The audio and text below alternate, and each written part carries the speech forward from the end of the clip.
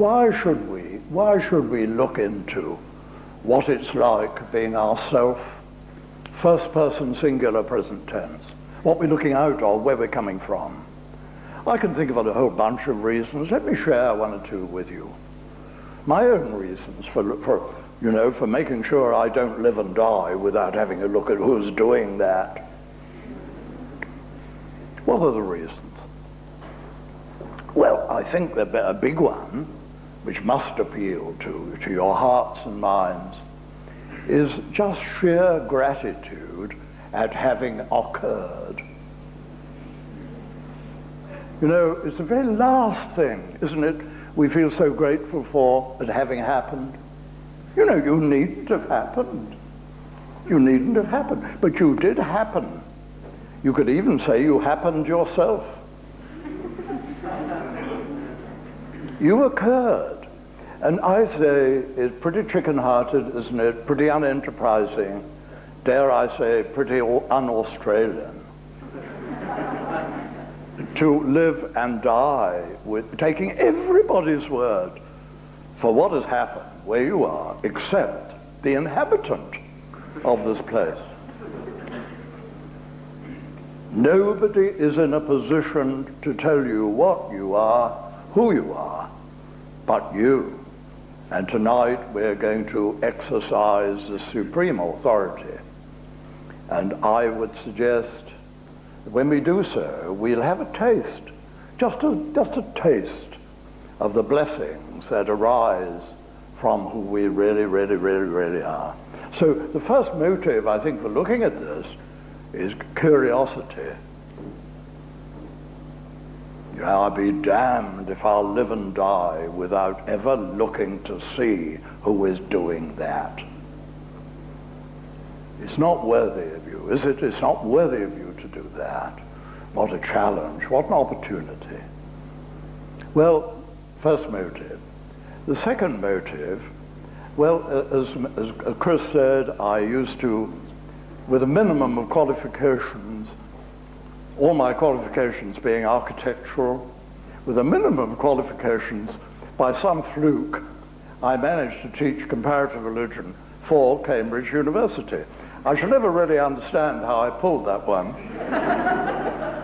But certainly my heart was in the subject. And as I read the great religions, I find at the heart of every one of them, the mystical heart, the real, what shall I say, the message, the hidden message, often denied, driven underground. You know, people get barbecued for having announced it, but it's still there in the great religions, great five religions. And what is the proposition of all these great religions? It's hair-raising, shocking. Our hair should stand on end when we read this. What is the message? All the great religions. Nearer to you than your hands, nearer than your feet, nearer than your breathing, is the origin of the world. Who you really are is not a product of the world, it is the origin of the world. The Upanishad said, the Buddhist said, the Taoist said, even Judaism says it. There's a rabbi, a Spanish medieval rabbi, who says, God is the soul of my soul, the soul of my soul. Even Judaism says it. All the really great Christian mystics say this. Islam says it. God is nearer, Allah is nearer to a man than his own neck vein.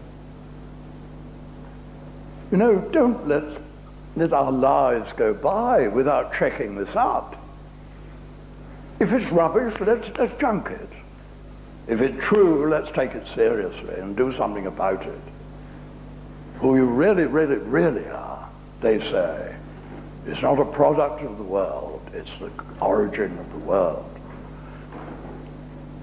I think we have to be humble enough, enterprising enough, truthful enough to check up on this. It takes a lot of humility to be as great as you are, paradoxically.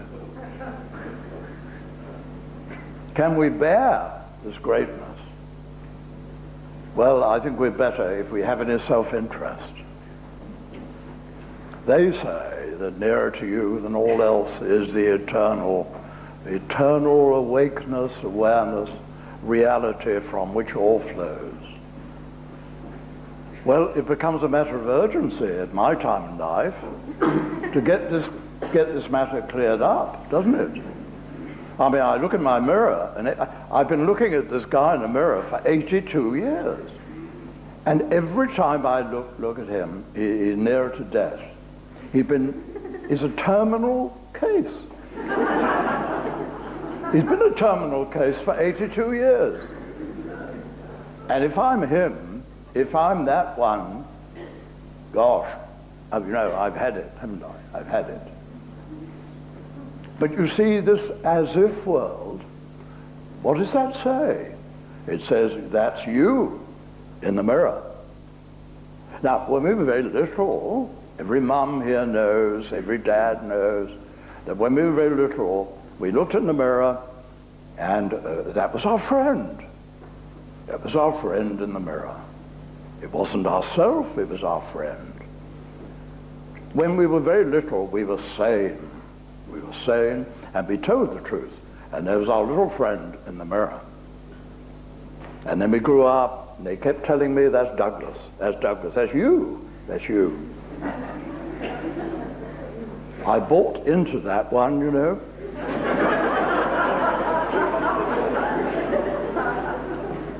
And I might have been warned. See, what really happened was, it was safely, that little guy in the mirror, little Douglas in the mirror, was safely behind glass, like a specimen in a path lab.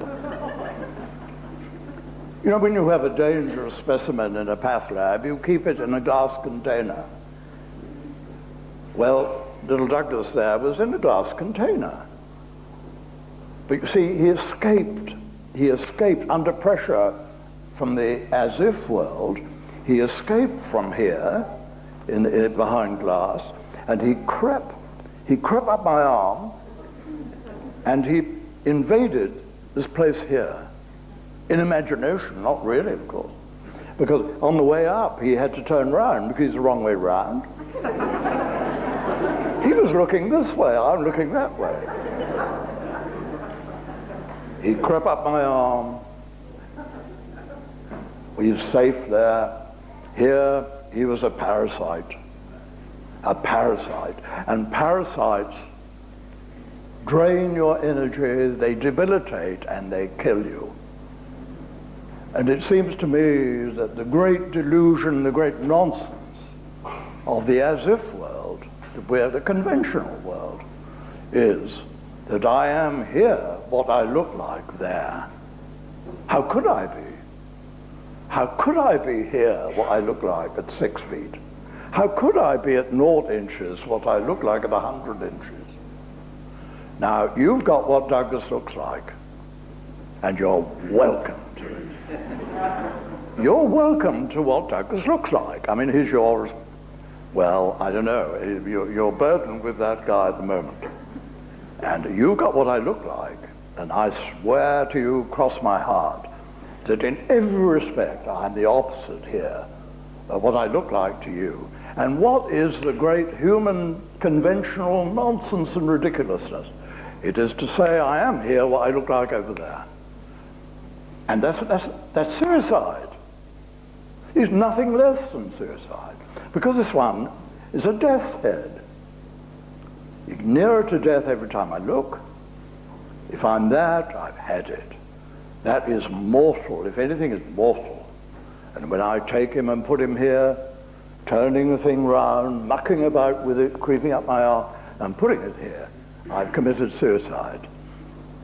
It ain't true that he's here. So I suggest all of us go back from this meeting and look in a mirror to see what we are not like. Thank God. Look in a mirror, thank God I'm not like that here. It's a killer to be like that. It's a killer.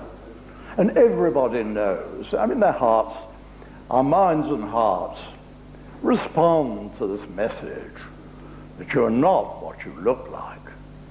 You are not what you look like. What you look like is very marvelous, and I'm enjoying it tremendously. But you see, it's on the way out. It's a temporary thing. The question is, what are you looking out of? What are you at 0 inches from yourself? And the great religions say that nearer to you than all else is the origin of the world.